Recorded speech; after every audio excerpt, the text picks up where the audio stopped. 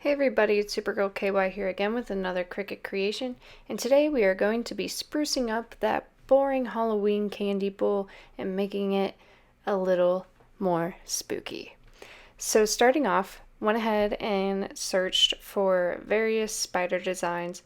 You don't have to go with the one I go with. I will say the one I did go with is extremely difficult, so I may suggest going with something a little bit more simple if you don't want to spend half your afternoon weeding all of the spider webs like I did.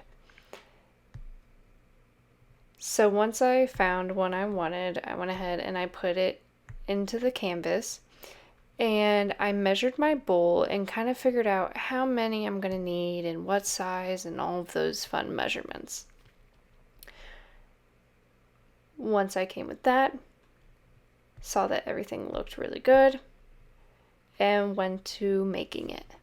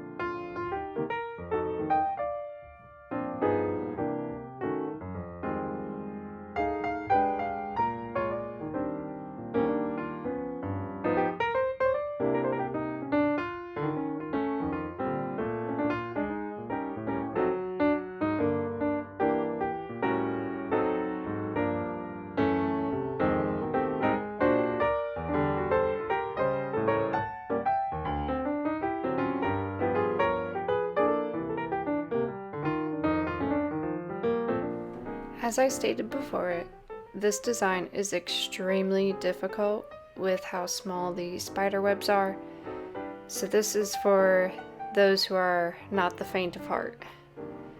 So what I did is what I have dubbed reverse weeding, which is where you put the design and then you weed off of the medium you are using.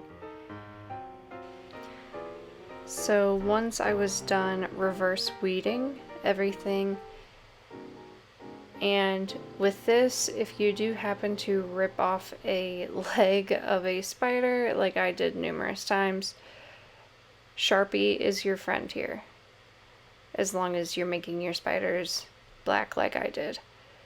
Once I was finished, I went ahead and added the white and the purple, and the colors, their sizes go with the size of spider. So, like I said, this was not easy. Sharpie was used to help fix mistakes. If you like this video, give it a thumbs up. If you haven't already, please subscribe. Go ahead and click that bell to receive a notification every time I post a new video. And as always, have a super day.